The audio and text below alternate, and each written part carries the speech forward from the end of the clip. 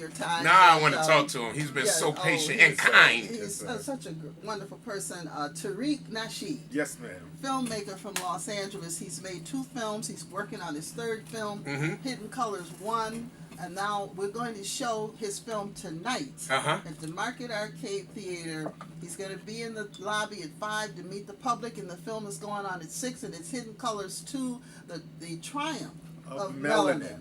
Yes. And I was introduced to his films by Brother Doug Ruffin because, you know, I've been a historian for almost 35 years. Yes. And when I saw those films and I saw all that history that I had been writing about for all those years, this young brother put it on the big screen. And put together. This is not your kitchen table movie film. Yes. It is a real production. It's a real production. Welcome, brother. Hey, it's my pleasure. It's my pleasure, Pastor. I'm telling you, when I walked in the studio, you were already here, and he acts like he's from Buffalo. I mean, he jumped up. We got that good old brother stuff going on, and I really appreciate your spirit, and I mean that from my heart. Yes, I ain't blowing no smoke. I appreciate your spirit and the fact that you would come here and that you are like you are. You obviously come. The tree wherever you came from is a good tree, brother. Yes, sir. I respect that, brother. Tell us about you first and how you got involved. Now you're in LA. I'm in LA. Okay. I'm in LA. I'm an author. I write relationship books. Stop it. Yeah, I write relationship books. You're gonna put in the next book. That man. Yeah. So I would do that, and I would do lectures about dating and relationships, and I would just travel as a hobby and learn about different cultures. And I would notice that in our culture, in African American culture, we wouldn't get our real history. And we see shows like the History Channel shows and the Discovery Channel, and we just don't know, and we just don't get our history. So I decided to put together a film production and really put some money in it. Because like you said, a lot of times we do stuff on like a camera phone. Right. And then and we wonder why it doesn't pop off. So I wanted to do a real good production of our history and just put it on out there and see how it would do. I didn't know that the movie was going to take off. I was very nervous. I'm like, okay, I'm gonna put this money out there, invest in it. If I lose it, I did a good job. And we put out Hidden Colors 1, and the movie just took off. And they started teaching the movie in schools all around the world. Then we did Hidden Colors 2. Sold out in all the movie theaters. It outsold all the history documentaries on Amazon.com. I mean, it just really took off. And we're working on Hidden Colors 3 now. We got all types of heavyweights. We got Paul Mooney in Hidden Colors 3. We got brother. I just saw Paul in Orlando. Yes. And it was a show. Yeah, Paul is off the chain. He was off the chain. Matter of fact, he was supposed to be up for an hour, at this comedy place he was at. He was there for 2.5. They were the waitress and stuff was so mad because they couldn't leave. And, Paul was just going off. And he was like, oh, you mad? I mean, he was interested in it. Because one waitress is like, you mad? And I was like, oh. Yeah, so he's going to be in it. Yeah. And with Paul, I have to pull back some of his stuff. A lot of stuff I can't put out there. Like, right. And absolutely to be X-rated. Right. And not just that, he goes so hard. He goes very hard. Because the first question I asked everybody in Hidden Colors 3, I say, well, do you think that black people understand racism? That's the first question I asked. And I asked Paul that, and his first answer was no, because if black people understand racism, they kill all the white people. I'm like, whoa. You sound so much like Paul. Have you ever heard Paul Mooney? Have you heard Paul?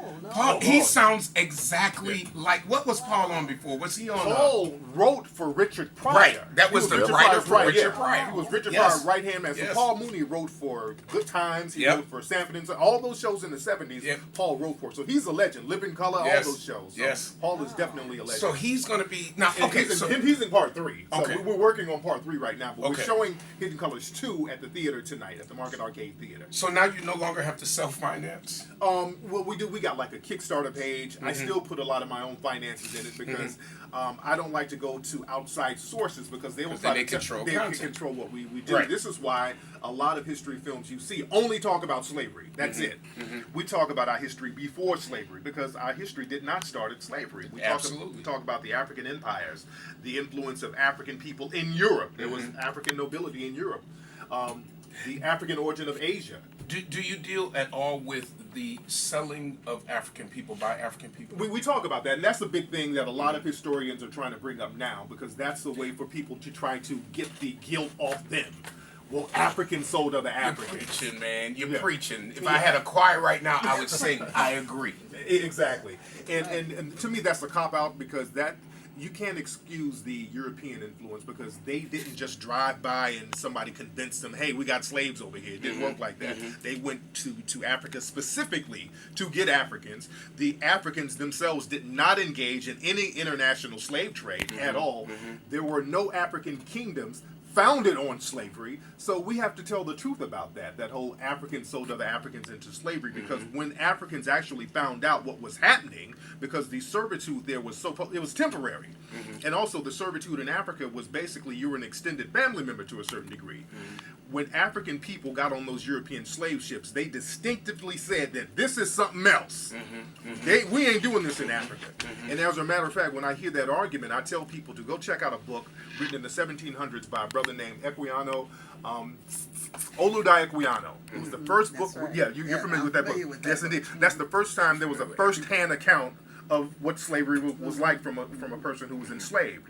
This brother, he was enslaved in Africa, but he described it as, hey, they treated me like family. I'm an extended family member. He said once he got into the European slave ship, he's never been beaten before. He's never seen women getting raped. He said, I will die 1,000 deaths to get back to Africa and to that servitude. So there is no comparative slavery to the European slave trade. Let's be very clear. Is that dealt with at all? Now, we're talking about that in Hidden Colors 3. Good. We're going deep into that, because that's what's starting to rise now, and I really do is. agree that I think is to take that guilt feeling off and go, you all did it. Well, it's a whole story behind Absolutely. that. Good for you. And most corporations here their seed money started from slavery. We have to understand that. All the major corporations, all of their seed money started from slavery. So you can't excuse that. America is still benefiting from that slave trade. So we got to look into it from that perspective. So tonight's showing deals with what? We deal with a lot of history, the hidden history of African people. We talk about melanin, because that's never been discussed on a national level. We talk about the spirituality of melanin. We talk about the pineal gland and how ancient Egyptians knew about melanin and the pineal gland and these spiritual properties. We get real deep into that. And also we just talk about a lot of history and global African presence that we're not familiar with. We were everywhere. And we're still everywhere. When I did Hidden Colors 2, which we're showing tonight, I went actually to tribes in Asia where there are African people living there who look just like us, living in these little pockets and tribes all over Africa, all over the... That's in the showing tonight? Yes, it's in the showing tonight. All in the Pacific Islands. It's jet black people living in Polynesia that you never see on national television. So, how did you find them? Like I said, just traveling. I would travel just for leisure. Many years after for writing my books, I would just go on vacation. And I would go to places like these books must have sold a whole lot of books. Yeah, my books did actually good. My books did. Wait a minute. Now let me back up, because I don't want to miss something. Yeah. Tell us the books. What's the name of the books? And they're still out. They're still out. I wrote a book years ago called Player Be Played. It was a book for women about dating and relationships. Because Felicia used to read all these kind of books, so she know all these books. I'm waiting for you to say one. She probably got one. That's probably how she got her husband. She off one of these books. Player Be Played. Player Be Played, and a book called The Elite Way, the things men need to know about dating and relationships. So it's like real fun, tongue-in-cheek books for men and women to navigate the dating world.